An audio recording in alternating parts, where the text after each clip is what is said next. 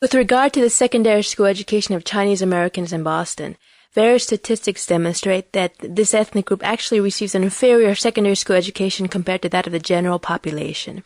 In fact, approximately 38% of this ethnic group have not received a high school diploma, and their poverty rates and incarceration rates are higher than those of other ethnic groups, and particularly that of whites in this city. Now, the question is, should the U.S. government actually intervene?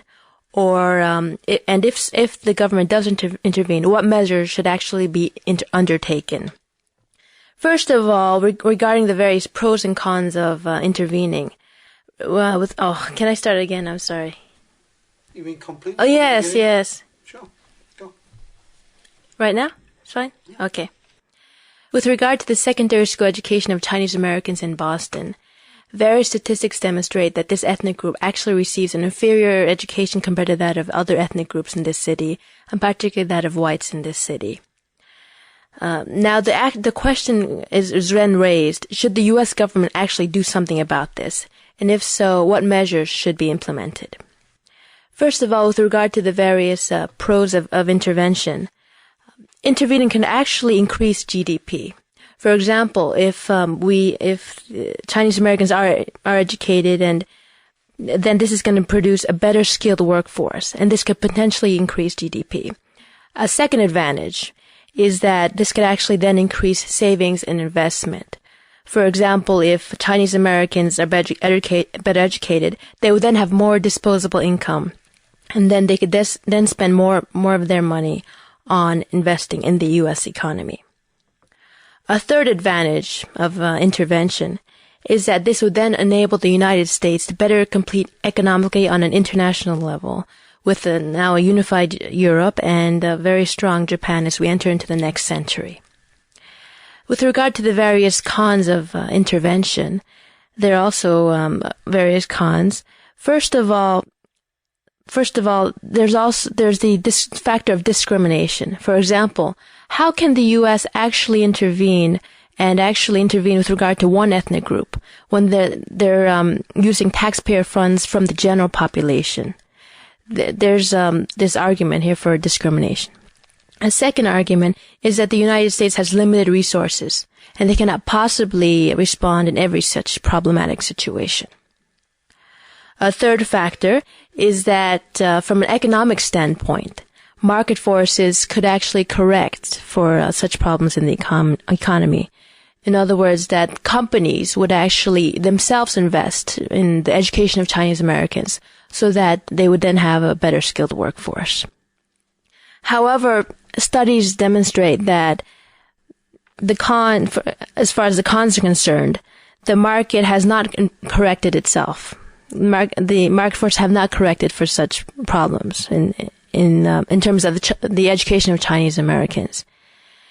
And actually that from an economic standpoint, this would potentially and actually probably benefit the U.S. economy. Now that we've shown what can be gained, then what kind of measures can be undertaken? Now that is the question. First of all, we should provide for immediate needs. By immediate needs, I mean provide for clothing, books, the maintenance of schools, and etc. That is the first goal. Second, we should provide ESL classes for the parents.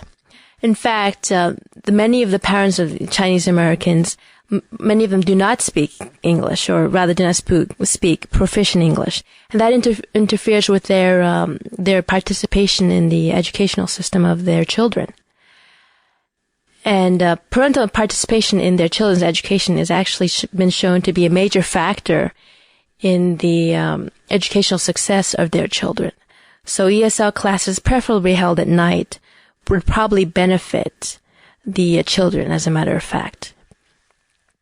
A third thing is that we could increase the standardization in the curriculum.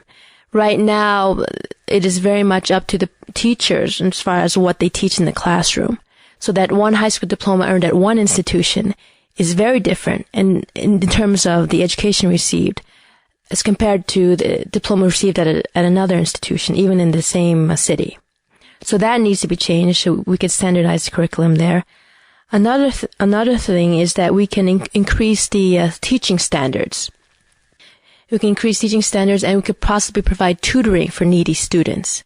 Tutoring sessions could occur during study session, which most high schools typically have. And these sessions could be held on a daily basis. And at the same time, they could also provide teachers who are seeking a certificate with increased experience. So it could be a benefit for both parties. Now, the money for these various proposals could come from a corporate tax increase, a slight one, however, of approximately 2%. This would then generate approximately $20 million and then these propositions could be implemented. Another thing is that there could be a much more accurate assessment system than we have right now, and that the curriculum could become more vocation-oriented or more practical than it is at present. And in terms of priority, I would place providing for the immediate needs as being the first. Second thing we could do as a second step is starting up the ESL classes. The third thing, in terms of priority, would be the increased teaching standards and tutoring. Fourth would be to increase standardization in the curriculum, and the fifth would be to provide a more accurate assessment system.